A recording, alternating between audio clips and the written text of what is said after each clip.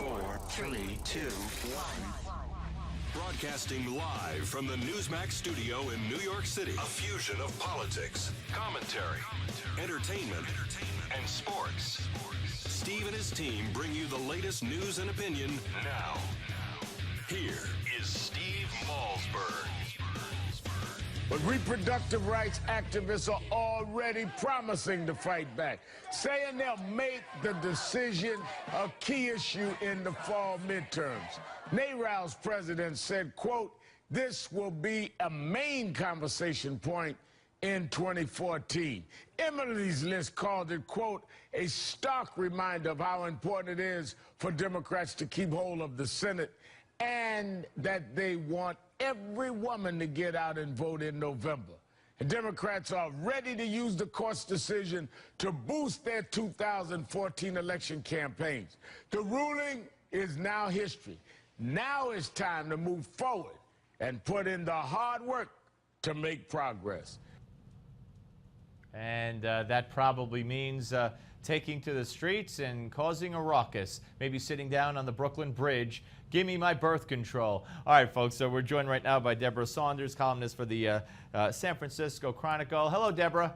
Hi, Steve. How are you today? I'm fine, thank you. Okay, so there's Al Sharpton, but it was so high-pitched and so quick and so outrageous, the reaction from the left, Hillary Clinton comparing that decision to other countries that treat women unequally. And I mean, and again, please remind people or answer the question that you posed rhetorically. How on earth did women get birth control before Obamacare? It's like they never had it before. Now they're going to have no health care. I know, it's horrible. Yeah, there was no birth control before 2012. So what happened is, in 2012, the Obama administration came up with a politically brilliant idea, and that is that they would frame the issue of birth control as an issue of access. And basically that Department of Health and Human Services said that birth control was preventive care, and hence it should be free, no copayment or anything.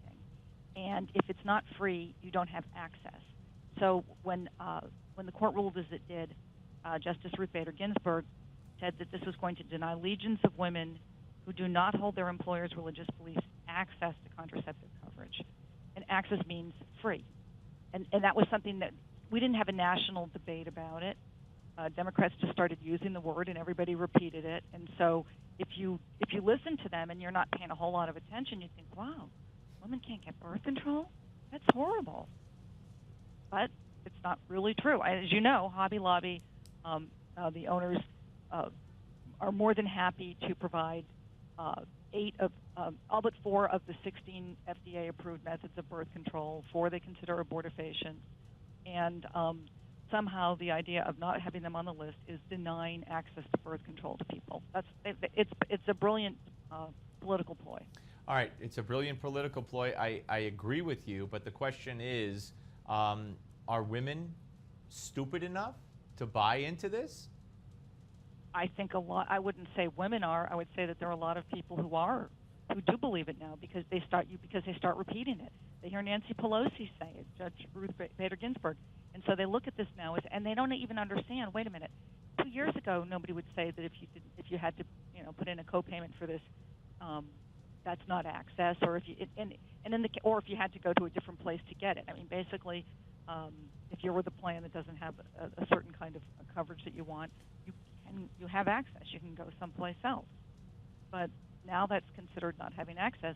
You're supposed to have it on your plan, no copayment, and otherwise you don't have access.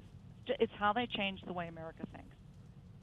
Yeah, well, I mean, a poll out from Rasmussen, I believe, today says that overwhelmingly more people agree with the Hobby Lobby decision than do not agree with it.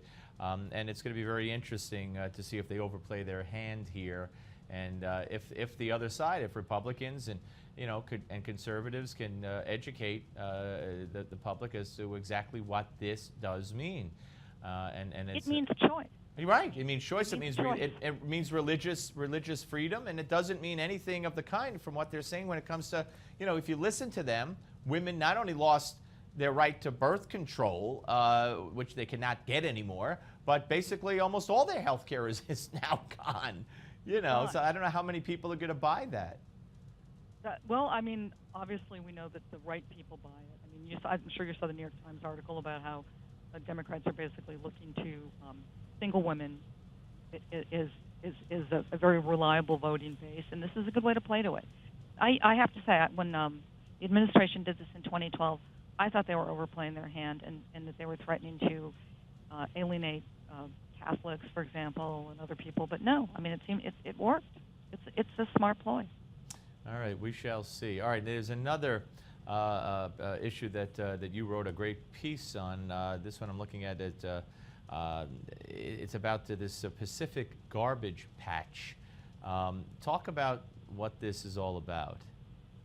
And can we recommend, if anybody wants to read that column, that they go to www.sfgate.com Sure. columns and look at it. There was a little story in the paper a couple days ago about how scientists have actually tried to figure out how much plastic is in the ocean. And the figure of currency had been 1 million tons.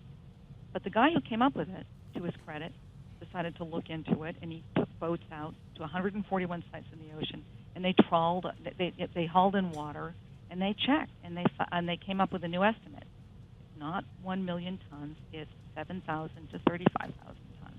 Very, very different. And I was reading about this, I was thinking about, of course, in California, there was the annual push to ban single-use plastic bags.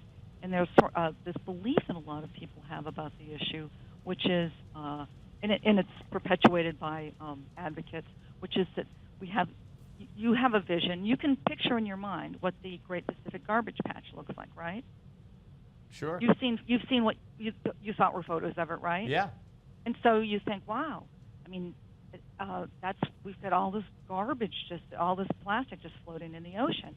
But as it turns out, those photos that you've seen usually are of harbors or something like that. And the Great Pacific Garbage Patch, there are areas where basically there's a vortex and the currents take debris and it ends up in these areas in the ocean. But it's not like this huge island that you can see. It's more like a snow globe after you shook it 30 seconds ago, where little teensy pieces. And you'll also see these photos of birds and in marine life. It's like they have that thing that they put around, the plastic they put around six packs around their necks, or there are birds that have died because they have plastic in their stomachs. But it's not plastic bags. Basically these plastic bags turn into little teensy pieces of plastic. All big pieces of plastic turn into little teensy pieces of plastic. And so you've got this big propaganda machine telling people there's this garbage patch and there are little garbage shopping bags everywhere, and they're killing marine life. They've got this statistic they've been using, 1.5 million a year, and there's no basis for that stat either. I called up the Surfrider Foundation, talked to one of their top science guys, and basically I'd been referred to this UN report, but the UN report isn't of a study. Somebody puts out a number, 1.5 million, and everybody repeats it for 10 years.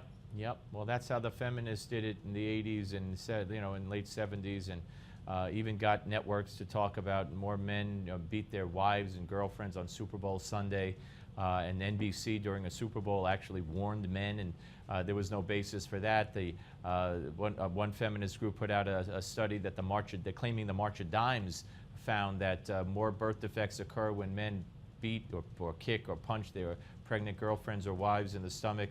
And that was reported on all the major networks, and the March of Dimes heard it and said, we didn't do that. So it is very dangerous, the misinformation that is so easy to get out there, especially when you're a liberal left-wing group and you have a willing left-wing liberal media that would love nothing better than for it to be true. But so they propose what? I mean, these groups that claim this, they propose what as an alternative to plastic bags? Reusable bags. And they ignore the cost of reusable bags. Now, California, we have a drought here. You have to wash them. That has an energy cost. What have I ended up doing? I live in a county that already banned plastic bags. I spend 10 cents and buy a paper bag. It uses up more energy. So the idea that banning these things is really going to be a boon for the environment, I just don't think it's true. And I think a lot of people sort of, they see these pictures, the pictures get embedded in their brains, the great garbage patch, the albatross with the comb in its stomach, the things like that, and they think, oh yeah, this is an easy thing to do. We'll just ban these single-use. You know what we're talking about, Deborah? We're having the same conversation about this that we had about the misinformation and disinformation campaign about the Hobby Lobby decision. I mean, this is just putting forth falsehoods and misinformation, repeating a lie over and over again. And I'm not trying to make a Hitler analogy, but repeating it over and over again. And when you have a willing media, it's pretty easy. No argument here. Well, you did a great job in pointing this all out. Thank you, Debra. Pleasure to talk to you. Thank you, Steve. I'm glad you had me on. Thank you. We'll do it again. Debra Saunders, ladies and gentlemen, syndicated columnist as well as being a columnist for the San Francisco Chronicle. And yeah, I mean, this is such a bunch of nonsense. And again, really. And if next time a woman that or a man that says, oh, this Hobby Lobby decision is an affront against women, it's a war on women, oh my God, women can't get birth control pills now. Ask them first of all how women ever got birth control pills, these 4 or whatever, because it's only 4 or 5 out of 16 before Obamacare. I mean, what can I say? What can I say? It goes on and on and on. When we come back from the break here on the Steve Malzberg Show, political reporter for the Daily Caller, Patrick Howley, will be here to discuss why he believes Lois Lerner wanted to go after Senator Grassley. Watch.